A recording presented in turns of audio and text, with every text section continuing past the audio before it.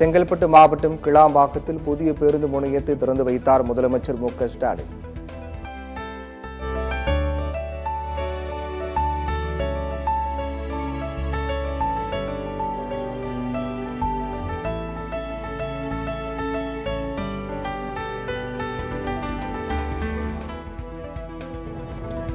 Battery வாகனத்தில் சென்று புதிய பேருந்து நிலையத்தை பார்வையிட்டார்.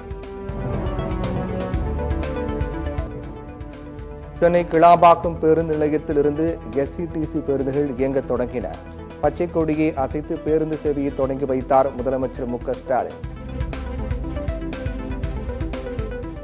சென்னை கிளாம்பாக்கத்தில் இருந்து நாளை முதல் தென் மாவட்டங்களுக்கு பேருந்துகள் இயக்கம் தொடங்கும். போக்குவரத்து துறை அமைச்சர் எஸ் சிவசங்கர் தகவல். பொங்கலுக்கு பிறகு ஆம்னி பேருந்துகள் கிளாம்பாக்கத்தில் இருந்து மட்டுமே புறப்படும். போக்குவரத்து துறை அமைச்சர் எஸ் சிவசங்கர் திட்டவட்டம். கிளாம்பாக்கம் பேருந்து நிலையத்தில் இருந்து சென்னை மாநகரின் பல்வேறு பகுதிகளுக்கு பேருந்து. கிண்டி, திருவான்மியூர், அடையாறு மற்றும் பிராட்வே உள்ளிட்ட பகுதிகளுக்கு மாநகர பேருந்துகள் இயக்கம். விஜயகாந்த் அடக்கம் செய்யப்பட்ட தேமுதிக தலைமை அலுவலகம் முன்பு குவிந்த தொண்டர்கள், ரசிகர்கள். உள்ளே செல்ல அனுமதி மறுப்பால் போலீசாருடன் வாக்குவாதம்.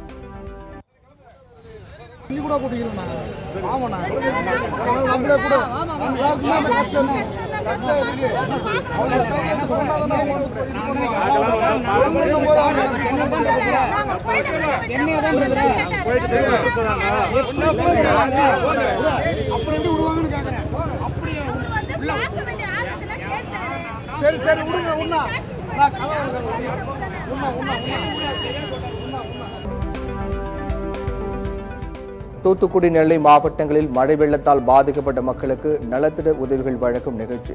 நெல்லையில் நடைபெற்ற நிகழ்ச்சியில் நடிகர் விஜய் பங்கேற்று வழங்கினார்.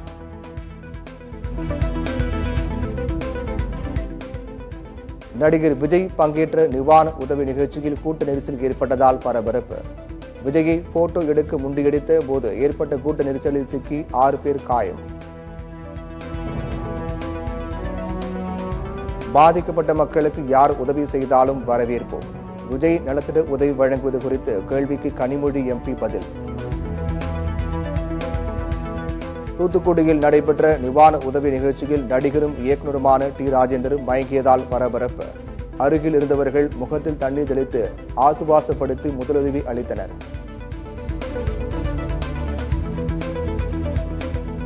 கோவை, பெங்களூரு இடையிலான வந்தே பாரத் ரயில் சேவை தொடக்கம். காணொலி காட்சி வாயிலாக திறந்து வைத்தார் பிரதமர் நரேந்திர மோடி.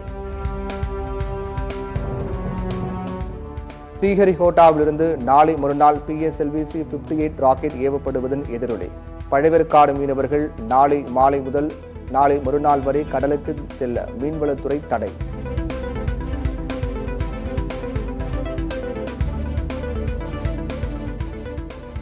உருமாறிய JN-1 கொரோனா பரவல் எதிரொலி. பரிசோதனையை அதிகரிக்க பொது சுகாதாரத்துறை முடிவு. ஜார்க்கண்ட் முதலமைச்சர் ஹேமந்த் சோரனுக்கு 7வது முறையாக அமலாக்கத்துறை சம்மன். வருமானத்திற்கு அதிகமாக சொத்து சேர்த்தது குறித்த வழக்கில் அமலாக்கத்துறை நடவடிக்கை. காங்கிரஸ் மூத்த தலைவர் முகுல் வாஸ்னிக் இல்லத்தில் உத்தரப்பிரதேச காங்கிரஸ் தலைவர்கள் ஆலோசனை. உத்தரப்பிரதேச காங்கிரஸ் பொறுப்பாளர் அபினோஷ் பாண்டே உள்ளிட்டோர் பங்கேற்பு. குடியரசு தினத்தையொட்டி டெல்லியில் முப்படை வீரர்களின் அணிவகுப்பு ஒத்திகை.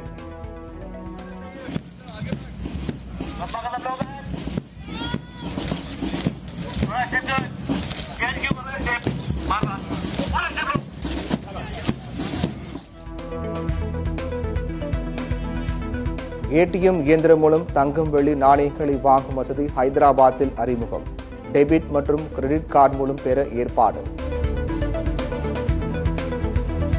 இந்த ஆண்டு தொடக்கத்தில் அமெரிக்காவில் சீன பலூன் உளவு பார்த்ததாக எழுந்த சர்ச்சை. சீன உளவு பலூனுக்கு அமெரிக்க இணைய சேவையை பயன்படுத்தியதாக தகவல் வெளியாகி பரபரப்பு. இந்தியா, ஆஸ்திரேலியா மகளிர் அணிகள் இடையான 2வது ஒருநாள் போட்டி. ஆஸ்திரேலிய அணி தடுமாற்றம்.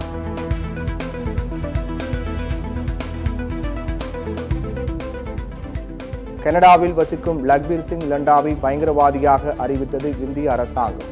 மத்திய உள்துறை அமைச்சகம் நடவடிக்கை. புத்தாண்டு பிறப்பை முன்னிட்டு நியூயார்க் டைம்ஸ் ஸ்கொயர் கட்டிட உச்சியில் அமைக்கப்பட்ட கிரைஸ்டால் விளக்குகள் கொண்ட மெகா பந்து. லட்சக்கணக்கான மக்கள் கூடி புத்தாண்டை கவுண்டவுன் சொல்லி வரவேற்கும் போது பந்தை மிளிர செய்ய ஏற்பாடு.